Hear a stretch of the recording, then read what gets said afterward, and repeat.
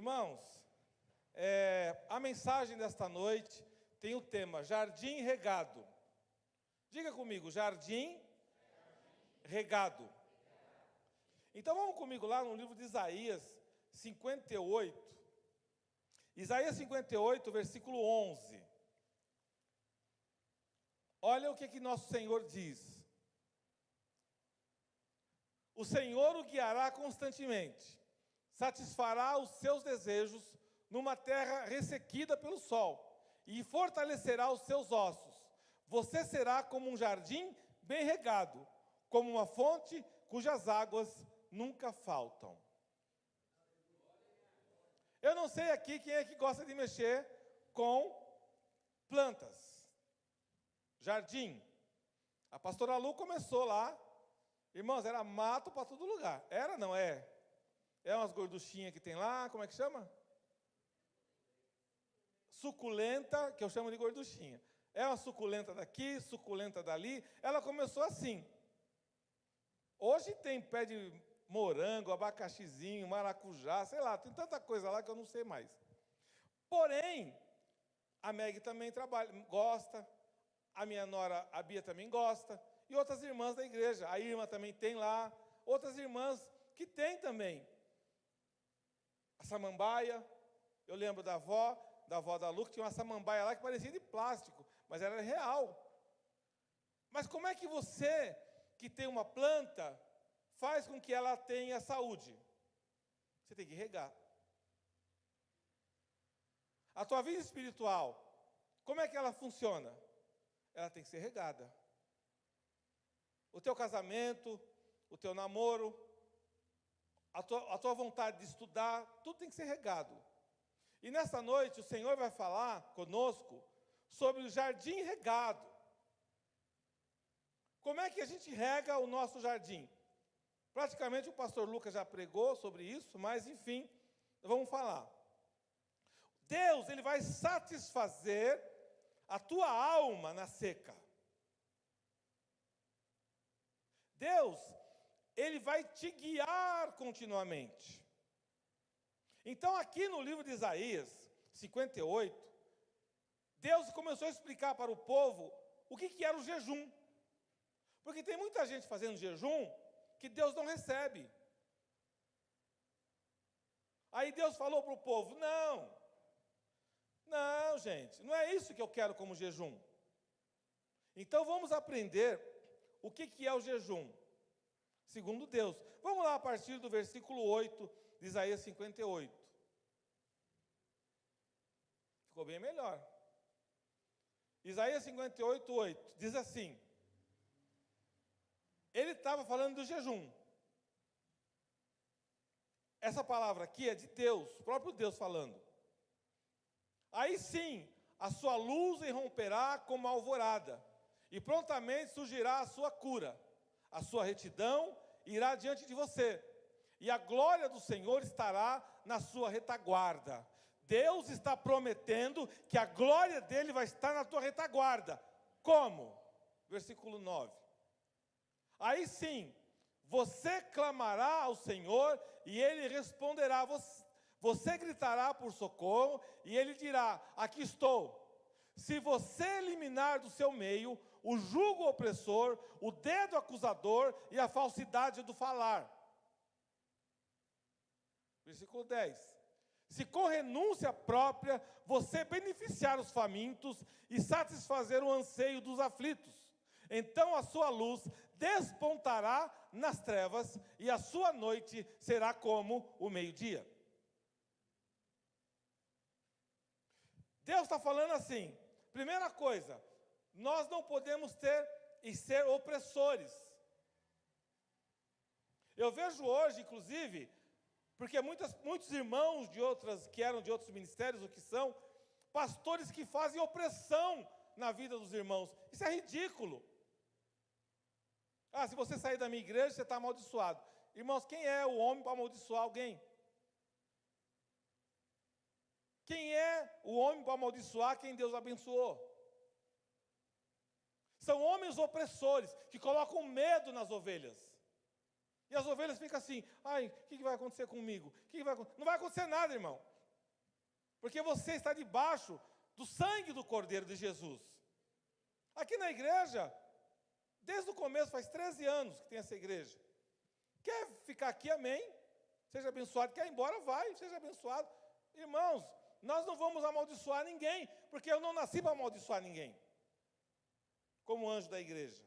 Então, como é que a gente recebe esse jardim regado? Primeiro, tirando a opressão do nosso meio. O que é esse jardim regado? É a tua bênção, é a minha bênção, é a nossa bênção. Então, coloca no 8 de novo lá, por favor. A tua luz irromperá como a alvorada. Você começa a brilhar, a tua luz começa a aparecer. Prontamente surgirá a sua cura. A primeira coisa, você recebe cura. Quem não é curado não pode curar. Pastor que não é curado não vai curar ninguém. Se ele é opressor, ele vai te deixar opresso também. Porque o que sai do coração dele e da boca dele é opressão. Então ele não consegue te curar. Ele coloca mais doença em você. Amém, igreja? Então, se você é curado, você cura também.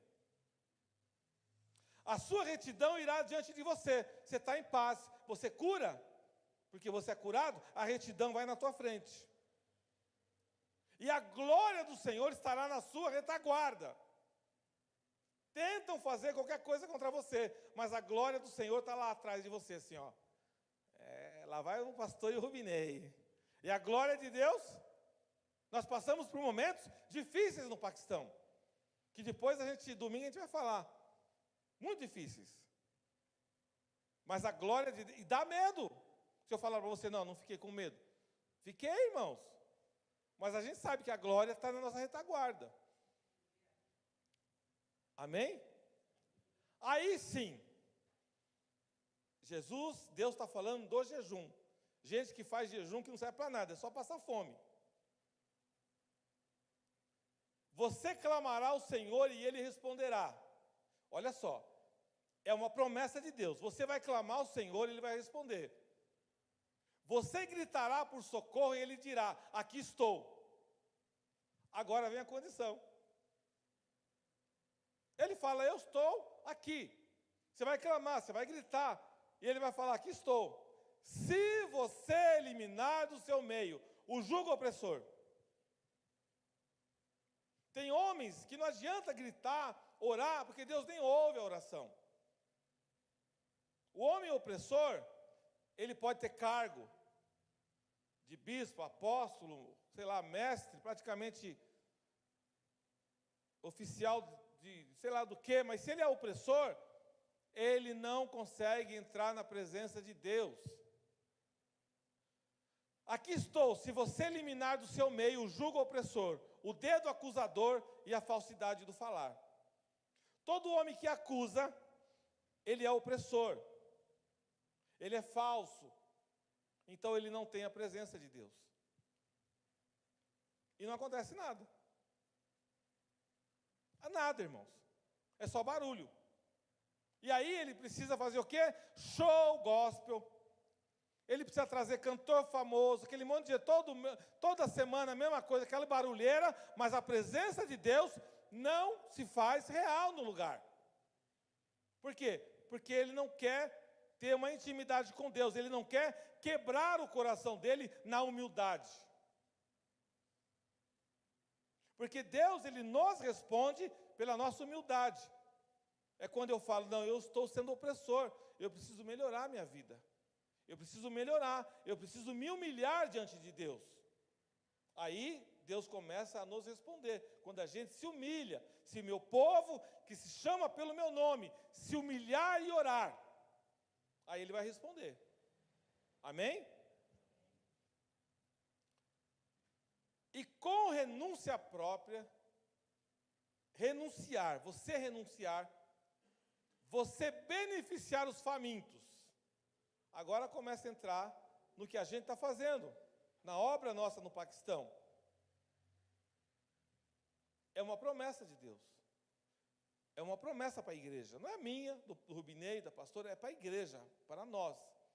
Se você com renúncia própria, o que é a renúncia própria? Olha, foi o que o pastor Lucas falou. Eu não vou comer minha semente. Eu tenho uma semente para a obra. Eu vou renunciar. Eu ia comprar algo, mas eu vou ofertar para os famintos. Isso é fé. Eu já fiz isso várias vezes. Deus sempre me respondeu. A pastora está de prova. A pastora fez assim até mais que eu, em alguns momentos, que ela foi... A pastora ficou doidona mesmo. Falou, vou ofertar. Não tinha dinheiro. Eu vou fazer. E aí Deus mandava o dinheiro. Eu olhava para ela e falei, Jesus, tem misericórdia. Porque a gente não quer fazer voto falso, né? Então, presta atenção. Se você renunciar e você beneficiar os famintos e satisfazer o anseio dos aflitos, aí a sua luz despontará nas trevas e a sua noite será como o meio-dia. Deus, irmãos, quando você faz isso, o Senhor se levanta na glória dEle a teu favor. Então nós estamos falando aqui como comunidade, como Ministério Profético Semear, que temos lá o Seed in Love no Paquistão. Nós estamos fazendo com que a luz resplandeça sobre este lugar. E quem tem ouvidos, ouça o que o Espírito diz à igreja. Porque chegou um tempo de colher no jardim regado. Quando você planta uma árvore frutífera, o que Jesus fez quando ele chegou na frente da figueira e não tinha figo? Ele falou, ai figueira linda. Ele falou, seca figueira. O que você, como uma planta, um jardim regado, como uma árvore, você não pode ser uma árvore seca. Porque senão Jesus seca de vez. Porque se ele rega, você é uma árvore, já falei isso aqui. A tua árvore é regadinha. É porque Deus quer que você dê fruto. O Paquistão é um grande fruto para nós. Amém? Então, vamos lá agora em Isaías 41, 17 e 18. Olha só como a promessa de Deus, ele vai falando na palavra.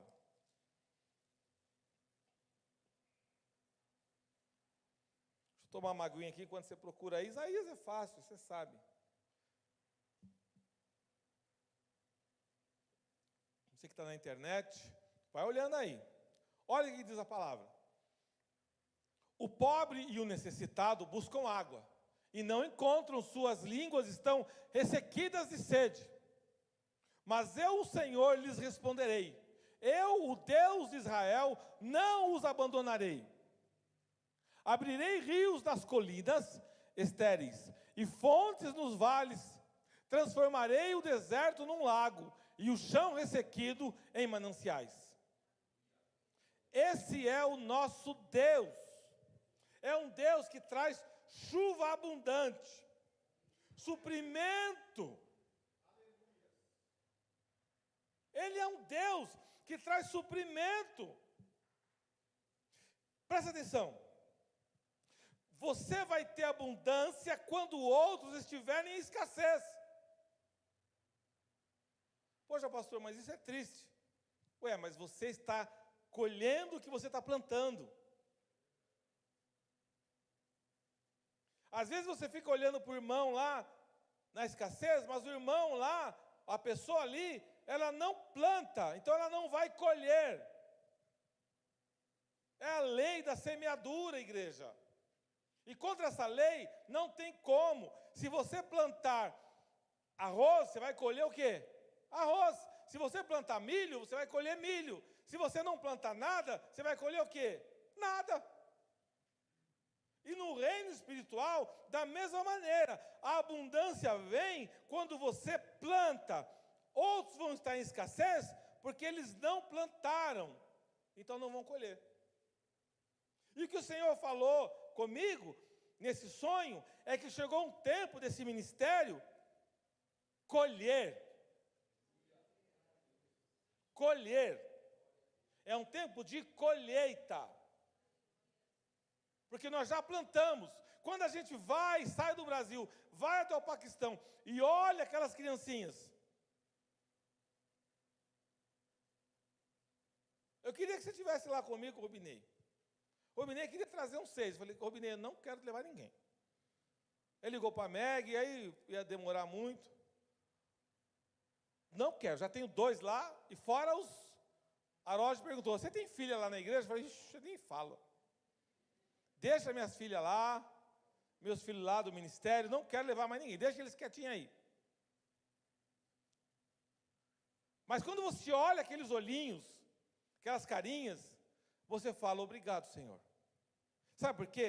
Porque é uma oportunidade, é um privilégio que nós temos. Deus nos deu um privilégio, irmãos, de abençoar. Porque a Bíblia diz que mais abençoado é aquele que abençoa do que o abençoado. O abençoador, ele é mais abençoado do que aquele que recebe a bênção. Então Deus falou, eu vou fazer esse jardim regado. Se você aliviar a vida do pobre, você sempre vai florescer. Você nunca mais será pobre. Escuta o que eu estou te falando. Escuta o que eu estou te falando. A pobreza, ela vem de dentro da alma. Tem pessoas que não querem trabalhar. Elas querem depender de alguém. Depender do Estado. Alguém tem que pagar minha conta. Alguém tem que pôr comida na minha mesa. Esse é o pobre. Porque ele é pobre da alma. Ele é educado para não querer crescer. Independente de onde você sai. Eu saí de uma família que a minha mãe era empregada doméstica. Mas eu não me preocupei com isso, fui estudar. Fui trabalhar. Fui buscar conhecimento. Eu não fiquei chorando, não tinha cotas, não tinha nada disso, irmãos. Ou você vai e guerreia e conquista, porque o mundo não tem justiça. Se você ficar choramingando, você passa, e a árvore não é regada, porque você fica na distração. O que o inimigo é especialista? Em deixar você na distração. Fica o dia inteiro com o celular lá nas redes sociais. O tempo passa, irmãos. Quando você vai ver, já foi. Porque aquilo é feito para te distrair. Para tirar o foco de você. Para tirar você do jardim regado. E o tempo passa muito rápido. O dia passa muito rápido. E quando você vai ver, você não estudou, você não se preparou, a única coisa que você faz é reclamar da vida e murmurar.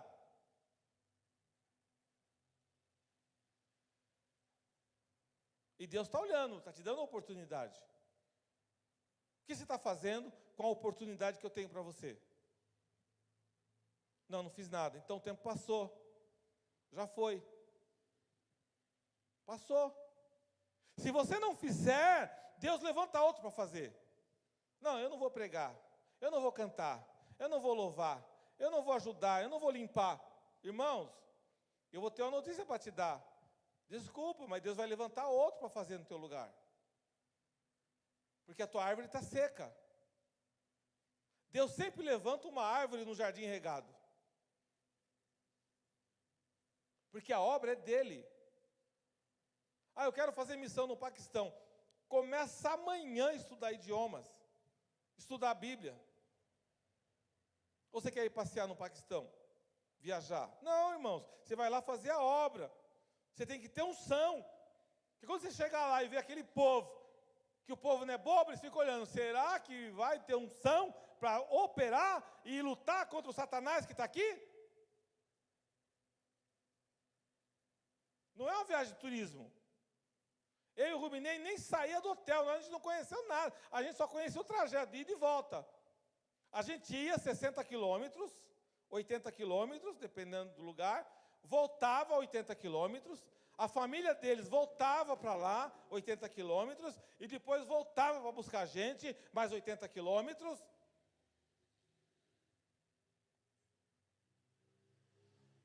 Não tinha nada bonito. Uma cidade que não tem nada bonito. Você procura lá na internet, Multan, não tem nada. Não tem semáforo na rua. A motocicleta, quando a pessoa andava de boa, tinha 4 em cima. Era um bebezinho, a mãe, o motorista da moto, mais 2 atrás. A gente viu 6 pessoas numa moto. E não tem semáforo. Cada um por si, irmãos. Vai indo lá. E o volante é do outro lado, lado direito ainda. E nós estávamos lá, fazendo a obra de Deus. O que eu quero te dizer é que a gente foi lá para levar vida para aquelas crianças, vida para aqueles irmãos. Nós vamos fazer agora um culto onde vai estar os líderes aqui do ministério, e quem quiser participar, que nós vamos ungir eles. Vamos ungir pastor lá, presbítero, diácono. Mas eu falei para eles que eu fazia questão que a minha equipe estivesse junto. Eles estavam desesperados com a cabeça assim, me unge aí, pastor. Calma. Eu falei, quero o Álvaro, eu quero a Irma, eu quero o Geraldo, eu quero a Selma, eu quero o Xande, a Carla, eu quero todos eles juntos comigo. O Rubi, a Meg, todos, né? A Lina, que está falando que quer ir para lá. Amém, glória a Deus. Né? Então nós vamos fazer um trabalho que... Árvore regada no Paquistão. Povo curado no Paquistão. Irmãos, Deus vai fazer uma revolução naquela região. E teve um irmão que olhou para mim, falou assim, pastor Nelson, eu já estou orando. Eu pensei, né, ele está orando para eu voltar para o Paquistão. Ele falou, não, Deus vai te levar para muitas nações. Porque isso que você fez, que vocês fizeram aqui, tem que ser recebido por várias nações. O que é isso já? Uma árvore regada, que não está preocupada só com eles. Está preocupado com outras nações. Outros povos precisando dessa palavra, dessa mensagem que nós levamos lá. Eu louvo a Deus pela tua vida. Porque a partir do momento que a gente começa a tocar no céu, as chuvas abundantes começam a chegar, o suprimento de Deus começa a chegar, o alívio do pobre chega, as bênçãos do Senhor chegam, a vitória vem, a graça vem, a glória vem.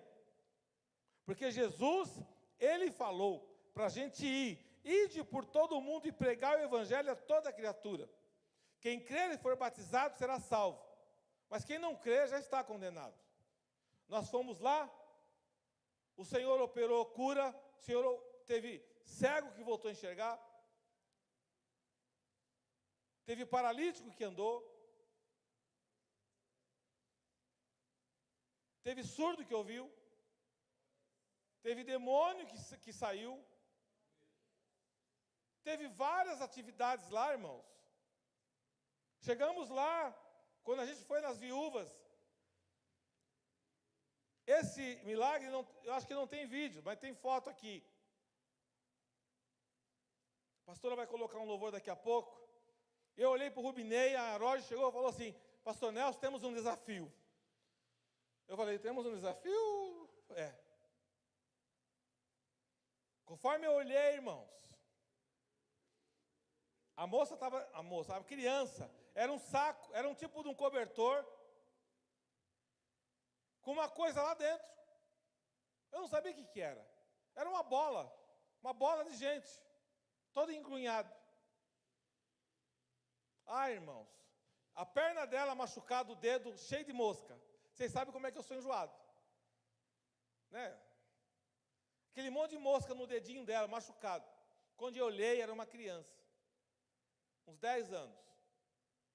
10, 11 anos.